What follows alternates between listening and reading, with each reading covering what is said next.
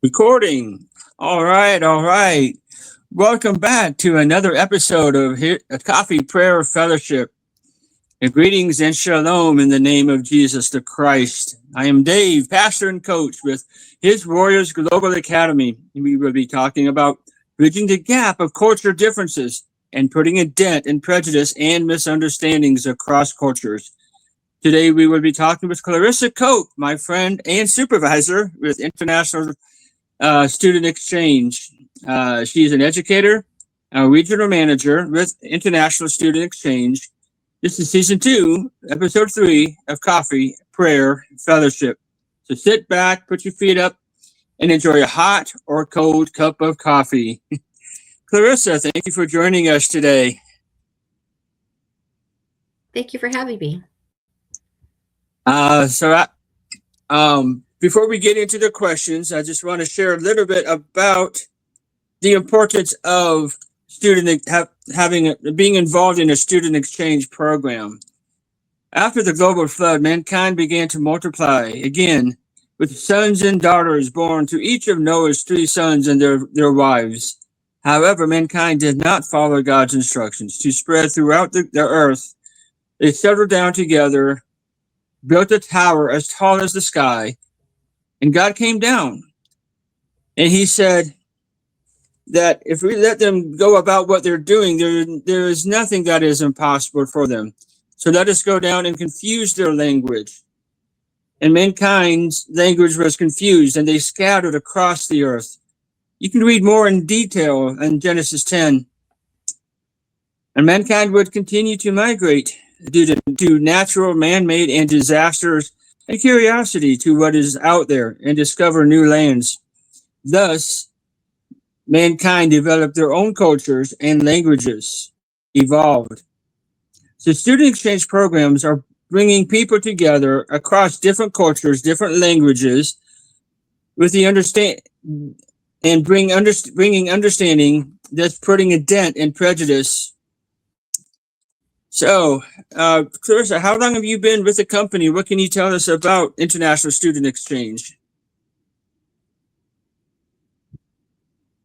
Well, I've been with ISC, we call it International Student Exchange, for 16 years now.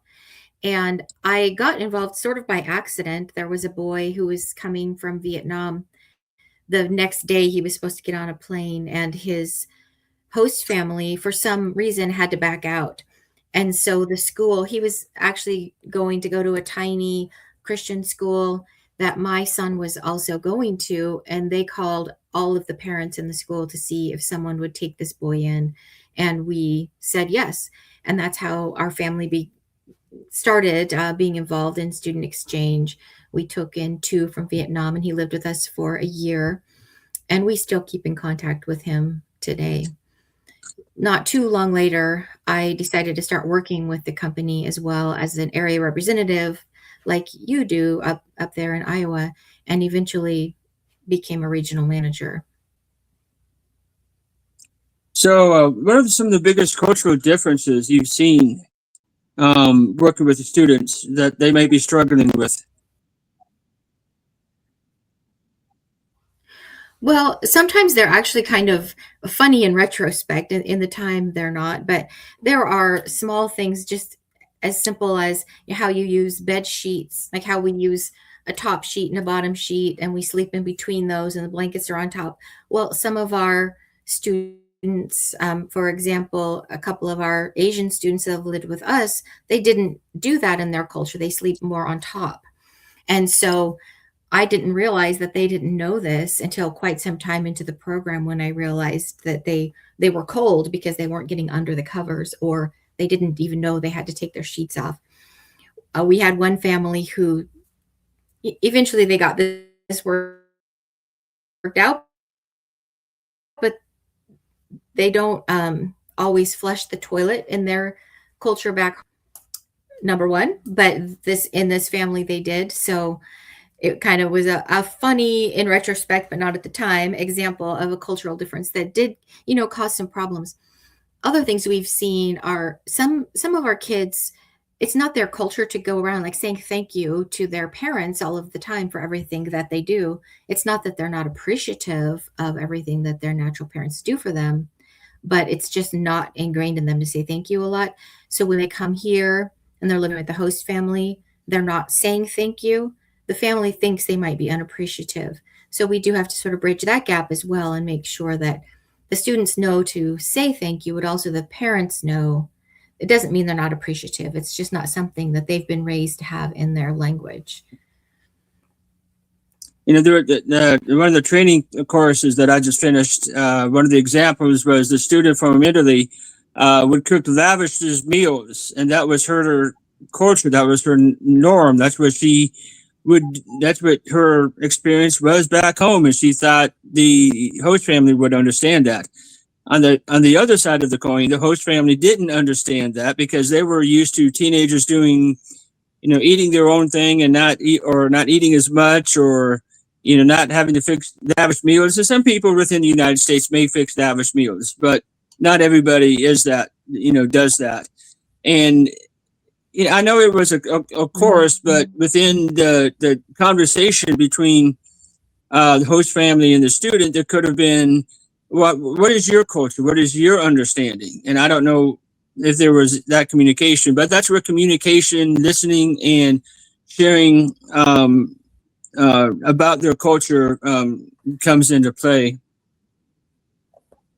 So, what would you say? Yes, we How do. does hosting a student benefit local community in the schools?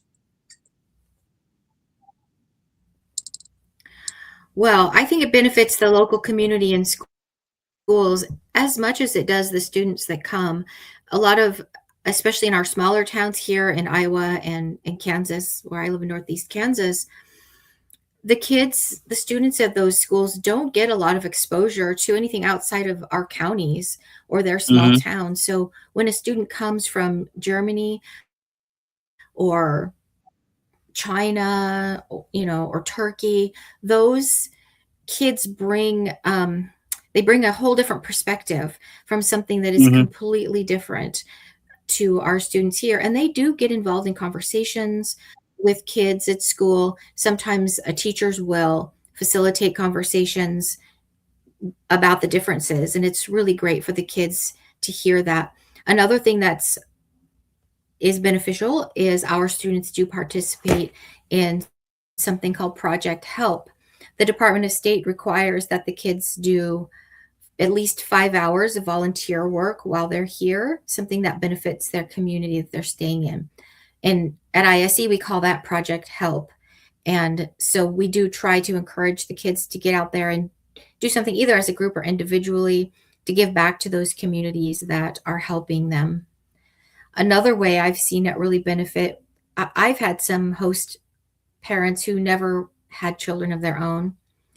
And I had one gal that I worked with for many years, and she hosted several girls over 3 or 4 years. And she told me, thank you so much for allowing me to know what it was like to be a mom, because she had never had children of her own. So it can really benefit people in a variety of ways. And with a lot of the social media and misinformation that's out there, it's hard to know really what one person is. And even within the United States, there are different cultures from one state to another, one school district to another, moving around like I have. I've learned that, and also I've before the student exchange programs, or I got involved with that, I had the opportunity to get to know people from other countries. My mom's been involved with international students for years, even not just within the program, but tutoring people from Africa, Kenya, I think it was, Iran and Iraq. And social studies was one of my favorite topics because it's cultural, and I like to know people from other cultures. I think our eyes are open and we have more understanding, which can break down any kind of prejudgment that some people have. So how do you think the change program is? Maybe we've touched on this. The Department of State started. Go ahead. I'm sorry, what was that? Oh, I was just going to say that the Department of State started the student exchange program to help bridge these types of gaps and to help okay. create diplomacy across the world, one relationship at a time. And I think that it's just as important now as it was when they first started the program. So how would someone get in touch with ISC if they wanted to host or even be an exchange student themselves? Well, we probably the easiest way to go to the website is just iseusa.org. And there you can learn about hosting. You can learn about some of the kids that we have that are waiting still to come this fall. So just in this next month, they need to come to go to school. We also have outbound programs where kids here can go to other countries for an exchange year, or we have a summer program where they can do a language immersion camp if they just want a shorter term language experience in another country. So our website, iscusa.org, would be the best place to start to learn all about that. And then if they wanted to move further, they can fill out an interest form there, and that will get them in touch with somebody locally like yourself or me. Wonderful. Well, we can just sum up things right now. You know, the benefits of hosting a student or getting to know someone from other countries or even going to another country is learning the language. But the students who come to America all have to be fluent in English as well. And that's what they need to speak here. So I would say if they go to, say, Germany, that student would have to know how to speak German fluently, so they can be a part of the community, schools, and hopefully break down any communication barriers. You know, I was thinking about this a few minutes ago. You know, in Scripture we hear about the gift of tongues, and God uses the gift of tongues as a to manifest Himself, even if someone hasn't learned that language. But even learning a language may take effort, but it's a gift. God allows us to understand different languages. I mean, I may speak Spanish, but it's very broken. And I've learned words from other languages as well. But being an exchange student or even hosting an exchange student helps to reinforce the language where they are at. Different tastes in food, learning the new foods and customs, cultures, communication styles, which there's a lot of communication styles even within the United States. Exchange helps build empathy and understanding and breaks down any type of judgment. The benefits of hosting: cultural exposure at home, lifelong friendships, global perspective without traveling. The family I'm working with this year, they already know the student, they know the family. Her dad was a student at the school where she would be attending. So just listening to them, it's really interesting how things have worked out for that family. And